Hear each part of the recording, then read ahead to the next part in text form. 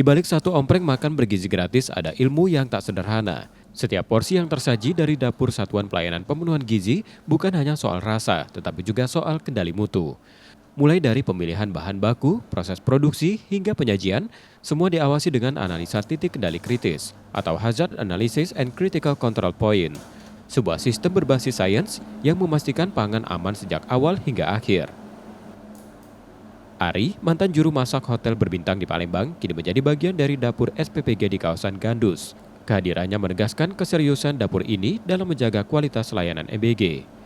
Dari ribuan porsi yang harus disiapkan setiap hari, manajemen waktu dan ketelitian menjadi kunci agar setiap hidangan tetap higienis dan layak.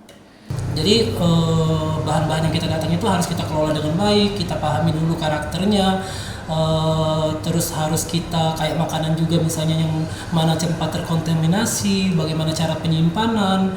Akhirnya memang benar-benar harus kita terapkan untuk jumlah makanan yang sangat banyak ini. Jadi kalau untuk masak sendiri kita itu membagi waktunya benar-benar di range karena kita tidak bisa juga karena porsinya banyak kita langsung sekali masak banyak juga itu tidak benar. Karena kenapa? Karena itu tadi kalau makanan itu dari panas tiba-tiba dia turun suhu, apalagi kan bentuk makanan ini kan nanti di take away atau masuk ke omprengan.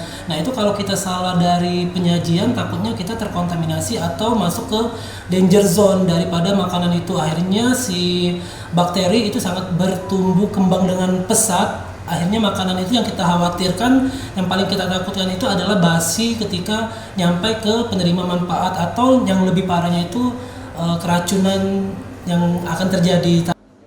Sertifikat layak hygiene dan sanitasi kini diwajibkan bagi seluruh dapur MBG dan relawan SPPG. Insya Allah lah dengan dari pengalaman chef kami ini akan kami buatlah produk dari MBG ini yang baik. Tentunya kami berharap dapur bukannya kami pengen dianggap yang terbaik, bukan, tapi kami pengenlah sebuah pekerjaan itulah dilakukan dengan ikhlas dan profesional. Kalau kita tuh dengan ikhlas dan profesional, yakin program ini mulia, bagus, itu baiklah untuk anak-anak Indonesia.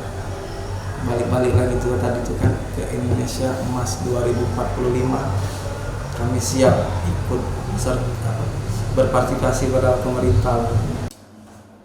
Langkah ini bukan sekedar formalitas, melainkan jaminan makanan yang sampai pada penerima manfaat benar-benar aman, sehat, dan sesuai standar. Muhammad Reza Pahlevi, Kompas TV, Palembang, Sumatera Selatan.